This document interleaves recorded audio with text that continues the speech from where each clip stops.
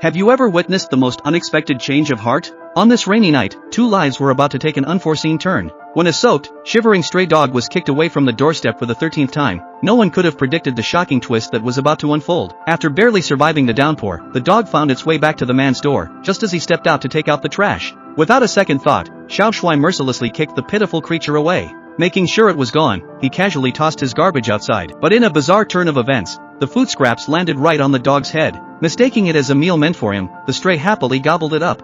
From that moment on, he clung to the man, following him wherever he went. Fuming with frustration, Xiao Shuai deliberately walked into a crowded area, hoping to shake off the persistent dog. But just then, a speeding car came out of nowhere and slammed into the stray, sending it flying. As the dog lay on the ground, coughing up blood, Xiao Shuai remained emotionless and simply turned back home to prepare lunch. Hearing the commotion, the neighbors rushed over. They surrounded the cyclist, comforting the shaken rider, while completely ignoring the dying dog. When the village chief arrived and took one look at the pitiful creature, his face twisted with disgust. He immediately ordered for the dog to be thrown out of the village. But before that could happen, Xiao Shuai suddenly rode out on his bicycle. Under everyone's stunned gazes, he scooped the injured dog into his luggage compartment and sped toward the pet hospital. Despite his usual indifference, he couldn't bear to watch a life slip away before his eyes. The dog, now paralyzed, was struggling just to breathe. A few quick treatments from the vet, and miraculously, the dog was back on its feet, wagging its tail with energy. The vet handed Xiao Shuai some prescribed medication, but to his surprise, the man shook his head and refused. Sensing his hesitation, the vet gave him a puzzled look, to which Xiao Shuai quickly clarified this wasn't his dog. Upon hearing that, the dog's excitement instantly faded.